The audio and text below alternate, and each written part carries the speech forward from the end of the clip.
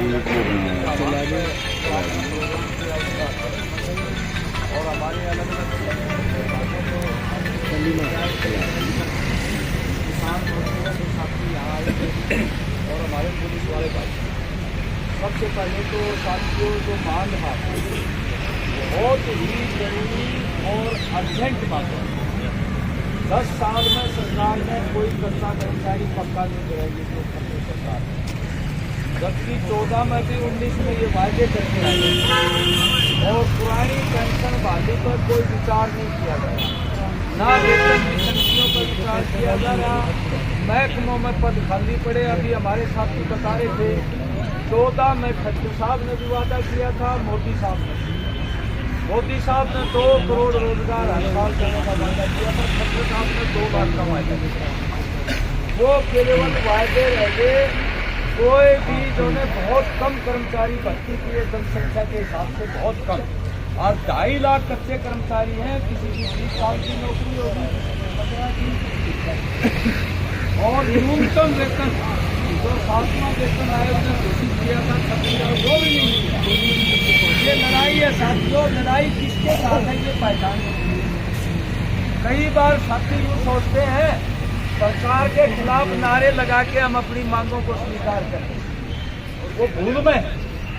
आप लोगों को बता देते हैं ये लड़ाई कॉरपोरेट धरना सेठों के साथ है। किसानों की भी कल देखा होगा आपने, पूरे देश में जहाँ भी 1400 किसानों ने दर्ज किया, पूरे देश में लाखों की करोड़ों की संख्या में किसान मजदूर निकले हैं और लड़ाई उनके साथ है। मोदी सरकार उनके साथ है, कॉरपोरेट के साथ है, क्योंकि ये राजनीतिक लड़ाई है कि जनता की राजनीति मजबूत होगी तो कॉरपोरेट का मुकाबला कर पाएगी। कॉरपोरेट की राजनीति ठाडी है, मानस वो थोड़े, लेकिन उनकी राजनीति ठाडी है। आप देखोगे जितने MP MLA हैं सारे तो घनखरे थोड़े से लोगों को छोड़ के कॉरपोरेट के साथ। ये लड़ाई जो है इसको समझने की जरूरत है। हमारे बॉर्डर पर कुछ भाई लड़ाई लड़े, वो अपने आप को गैर राजनीतिक बता रहे। अरे भाई जो लोग बैरिकेड लगाए हैं, जो गोली चला रहे हैं और जो गैस के गोले छोड़ रहे हैं, वो ठीक है, हमारे पुलिस वाले भाई हैं, हमें कोई दिक्कत नहीं, हमारी बेटा बेटी है। लेकिन करवा कौन रहा है? करवा रहा है कॉरपोरेट के एजेंट, उसकी राजनीति के एजेंट जो सत्ता में बैठे। ये पहचानने की जरूरत है। हमारे नौजवानों का कोई कसूर नहीं, तो नौकरी कर रहे हैं, अपनी सैलरी ले रहे हैं, अपनी तरह है। इनकी बेल्ट की नौकरी अपनी बगैर बेल्ट की नौकरी है। तो इसलिए हम ये कहना चाहते हैं ये राजनीति 2 तरह की है। कॉरपोरेट के हक की राजनीति है जो मजबूत है इस देश में। एक राजनीति जो वर्किंग क्लास है, काम करने वाले लोग, वो कमजोर है, जात पात में बट रही है, धर्म में बट रही है। झूठे नारे दे करके हमारे को गुमराह कर लेते हैं। आज देखिए ना, रोजी रोटी पर हमला है, बेरोजगारी भयंकर है, महंगाई भयंकर है।